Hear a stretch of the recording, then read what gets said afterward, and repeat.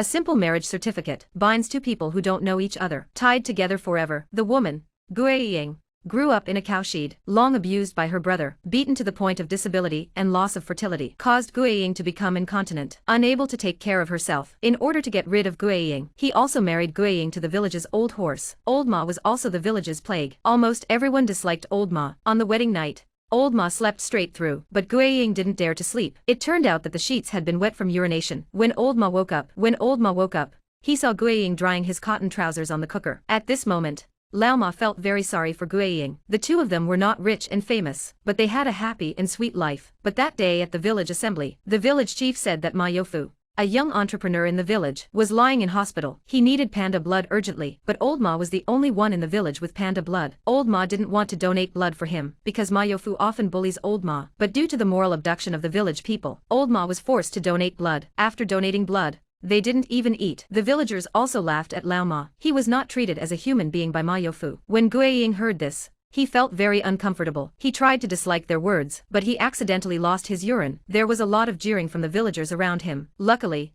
Old Ma took off his jacket and draped it over Guiying. Lao Ma planned to buy Guiying a coat so that it would cover her bottom, but the price was over 300. Old Ma couldn't afford to pay that much. On the way back, Ma Yofu happened to pass by. He handed out a coat. He didn't want it, but he took it for Guiying's sake. By the time he got back it was already dark, but he saw Guiying waiting for him at the village gate. He was holding hot water that had been boiled over and over again. Perhaps Guiying didn't know how to speak of love, but Guiying's actions were full of love. Old Ma draped his coat over Guiying. Then they went home together. When they returned, Old Ma snapped unattractive heart-shaped holes in the cardboard box. Then he put the torch in and turned off the light. The humble home was filled with love. In the days that followed, Old Ma would take Guiying with him every morning and return home at night. Sometimes he would put flower petals on Guiying's hand to make a flower shape. Perhaps this was Old Ma's romance. One day the landlord said that the house would be demolished. Old Ma had no choice but to take Guiying and move out. They found an abandoned house to live in for the time being. The big wedding letter and the paper box full of happiness. Old Ma kept them in perfect condition. That day,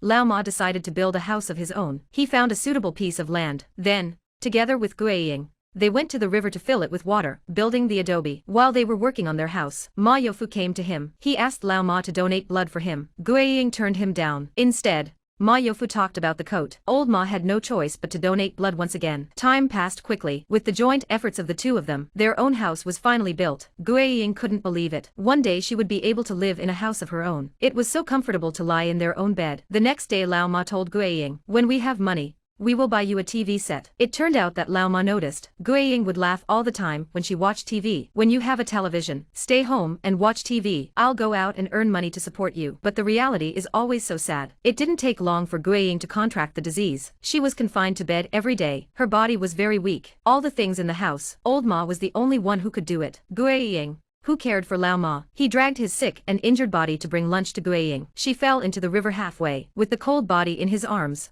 Lao Ma was devastated. When he returned, he removed the wedding sign from the wall and cut out the marriage certificate alone. He made it into a posthumous photo of Guiying. Looking at Guiying on the wall, Old Ma couldn't believe that Guiying had left him. After he buried Guiying, Old Ma sat alone on his bed, but a bold idea came to his mind. First, he returned 10 eggs to the villagers, because Guiying had borrowed them for his health. Then he let the donkey go. He came home and took sleeping pills, holding the gift Guiying gave him in his hand. Perhaps this was the only way Old Ma could see the girl he loved. After Old Ma's death, Ma Yofu took a fancy to his family's land. He called an excavator to raise it. Old Ma and Guiying may be forgotten by the world, but their love will always be remembered. One man would work and the other would accompany him. One would go away and the other would be with him. One loves to watch television. One wants to satisfy the other. One person is sad. One feels the other's pain. The old horse's cottage was small and dark. The night Guiying arrived, he added coal. He was able to fall asleep with his wet bottom against the cooker. He never seemed so content. Their hut was lit from time to time after that. They thought there was light in their lives, though they sat on the sand dunes, with no money at all, with nothing to lose. But the way they ate their apples and twists makes me believe that in this age of fast food love, there's still true love. The film is hidden in the dust. With a score of 8.4. It was voted the highest score in 2022. For those who are interested, bring your significant other to see it. Let's witness the most beautiful myth in love. The most beautiful myth.